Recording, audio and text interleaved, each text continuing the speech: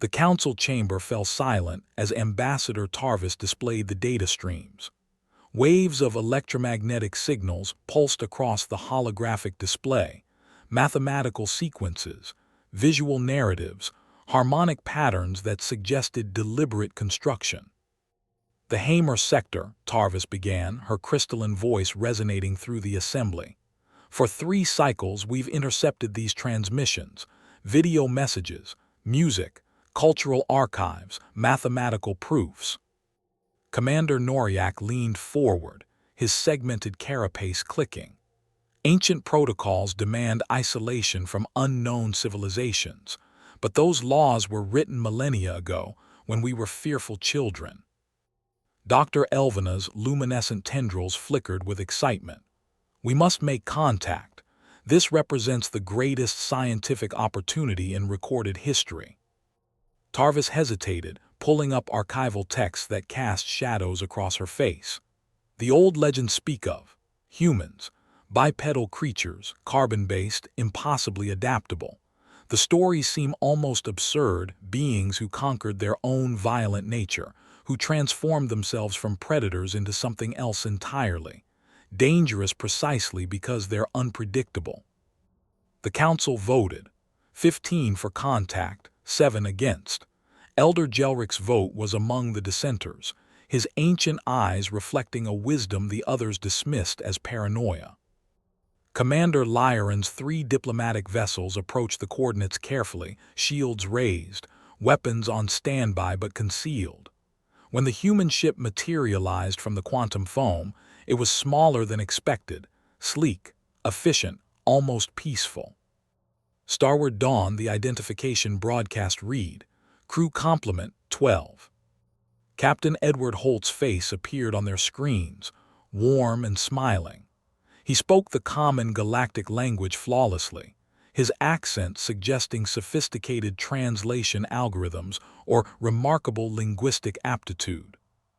"Welcome, friends," Holt said. "We've been hopping for this day." The diplomatic team boarded cautiously. The ship's interior was spotless, decorated with art from dozens of worlds they'd never visited. But Lyran noticed details his training demanded he observe. Walls 3 times the standard thickness, doors reinforced with materials designed to contain explosive decompression, life support systems built with redundancies upon redundancies. The humans themselves were disarming. They laughed easily, offered refreshments, asked thoughtful questions about galactic culture.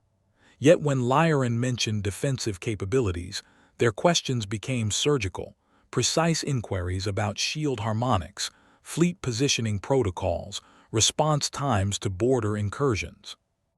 They spoke of their own wars as ancient history, curiosities from a barbaric past, but their eyes assessed everything. The invitation to Earth came quickly, too quickly perhaps. The planet hung in space like a jewel, blue oceans, green continents, white clouds swirling in perfect atmospheric balance. Cities gleamed with architecture that blended nature and technology seamlessly. The humans called it a utopia. Dr. Elvina was enchanted. "Magnificent, you've achieved perfect harmony." Captain Holt smiled. "Through discipline and difficult choices. Come, let me show you how."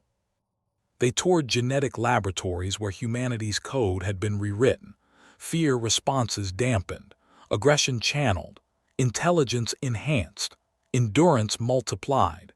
The humans had optimized themselves with the precision of master engineers. "What about those who couldn't adapt?" Lyran asked quietly. Holt's expression didn't change. "We established the colony program.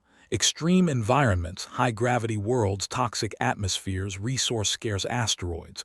We call them survival universities, those with more. Traditional human traits thrive there. They solve impossible problems, adapt to conditions that would kill optimized humans. When they return, they contribute unique perspectives. And if they don't return, then they've found where they belong." In the archives, Lyran found the statistics Holt didn't mention.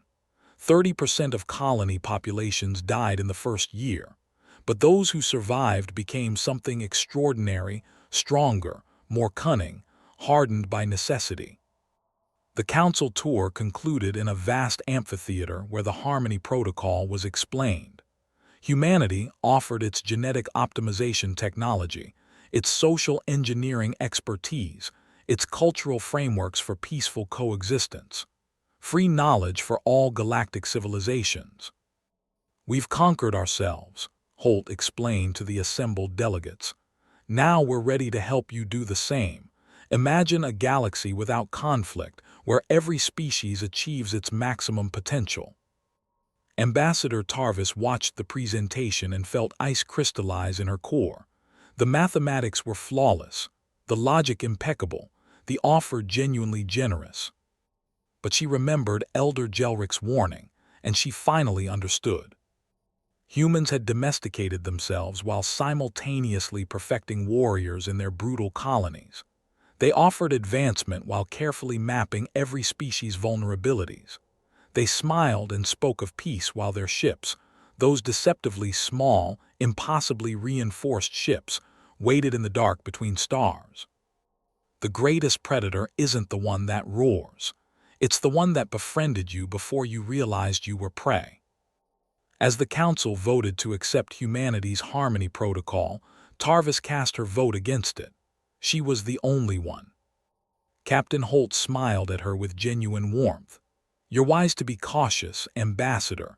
We'll prove ourselves worthy of your trust." She believed he meant every word. That was what terrified her most.